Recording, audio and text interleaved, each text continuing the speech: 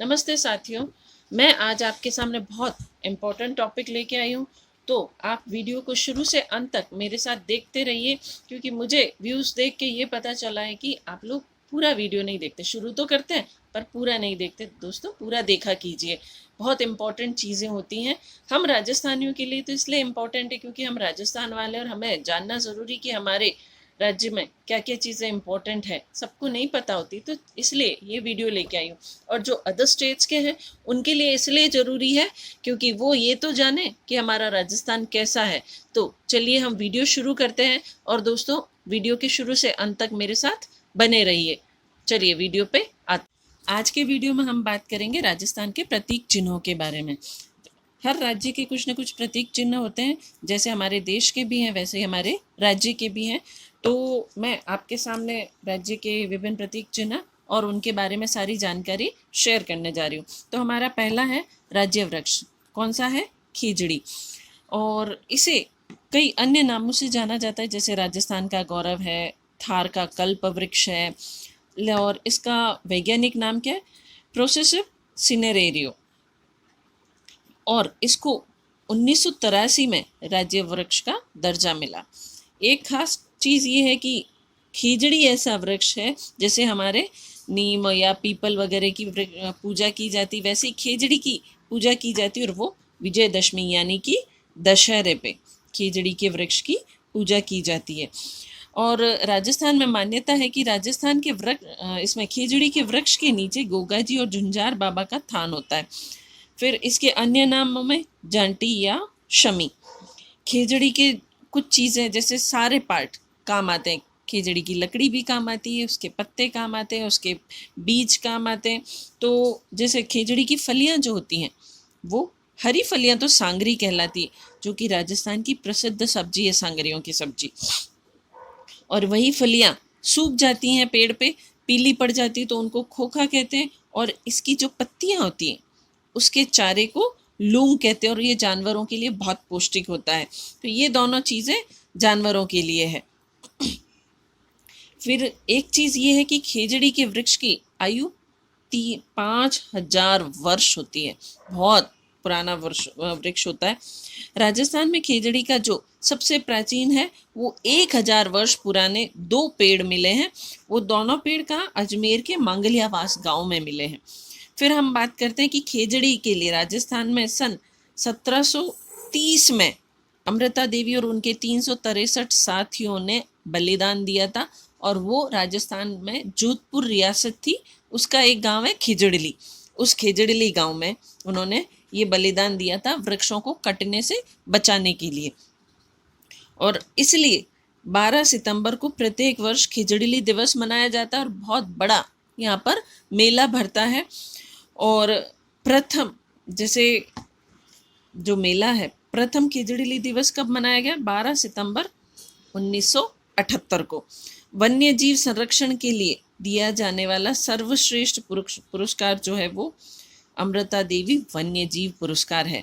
तो ये तो है खिजड़ी वृक्ष के बारे में, जो हमारा राज्य वृक्ष है। अब हम दूसरी चीज़ों के बारे में बात करते हैं।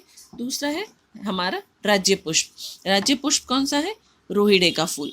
उसको भी 1983 में राज्य पुष्प घोषित किया गया। इसके अन्य नाम है मरुशोभा, खिजड़ी राजस्थान का सागवान।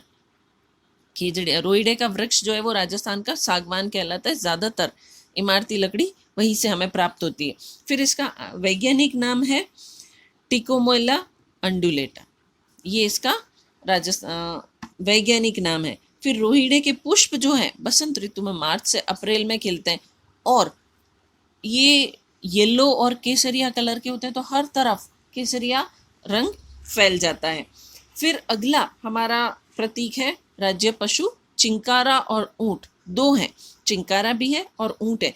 चिंकारा जो है वो नॉन डोमेस्टिक यानी कि जंगली जीवों में है, और ऊंट जो है वो डोमेस्टिक हमारे घरेलू जानवरों में है। तो पहला हम देखते हैं चिंकारा। 1981 में इसको राज्य पशु घोषित किया गया। यह एंटीलोप प्रजाति का जीव है। इसका वैज्ञानिक नाम है गजेला गजेला। और ये नॉन डोमेस्टिक एनिमल की श्रेणी में इसको राज्य पशु घोषित किया गया। और अब बात आती है ऊँट की। ऊँट को रिसेंटली 2014 में ही राज्य पशु घोषित किया गया और ये डोमेस्टिक एनिमल के रूप में राज्य पशु घोषित है और इसको 2015 में एक अध्यादेश पास कर संरक्षित श्रेणी में रखा गया। फिर अगला है हमारा राज्य पक्षी जो है कि गोडावण। इसको 1981 में राज्य पशु घोषित किया गया। इसे ग्रेट इंडियन बस्टर्ड भी कहा जाता है और ये एक शर्मिला पक्षी है, शर्माता है। इसके अन्य नाम क्या है? माल मोरडी, सोन चिड़िया, सारंग, कुकना, तुकदर और बड़ा तिलोर। ये इसके अन्य नाम है जो अलग अलग स्थानों के हिसाब से हैं। फिर राजस्थान के 3 स्थान ऐसे हैं जहाँ पर कि इसे सर्वाधिक देखा जा सकता है। एक तो मरु उद्यान जो कि जैसलमेर बाड़मेर में फैला हुआ है, फिर है सोरसन 12 जिले में है और सौकलिया अजमेर जिले में है। और एक इम्पॉर्टेंट फैक्ट ये है कि गोडावण के प्रजनन के लिए जोधपुर जंतुआलय जो है वो प्रसिद्ध है, यहाँ इनका प्रजनन होता है। और फिर आते हैं राज्य गीत की तरफ। हमारे राज्य का राज्य गीत है केसरिया बालम आवोनी पधारो मारे देश और इसे मांड गायकी में गाया जाता है। फिर इसको सर्वप्रथम मांड गायकी में किसने गाया? उदयपुर की मांगी बाई ने। लेकिन अंतर्राष्ट्रीय स्तर पर इसे किसने सर्वप्रथम प्रस्तुति दी और फेमस बनाया? बीकानेर की अल्लाह जिलाई बाई ने। और अल्लाह जिलाई बाई को ही राज्य की मरु कोकिला भी कहा जाता है।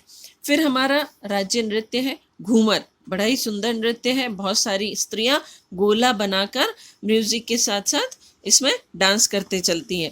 फिर राज्य का शास्त्रीय नृत्य, ये तो लोक नृत्य है, ये शास्त्रीय नृत्य कथक, जिसके लिए कि जयपुर घराना फेमस है। और हमारे राज्य का खेल कौन सा है? बास्केटबॉल। तो ये तो थे हमारे राज्य के प्रति। तो साथियों, आपको वीडियो पसंद आया होगा तो प्लीज़ वीडियो को लाइक कीजिएगा और अपने आगे दोस्तों में शेयर कीजिएगा। Thank you.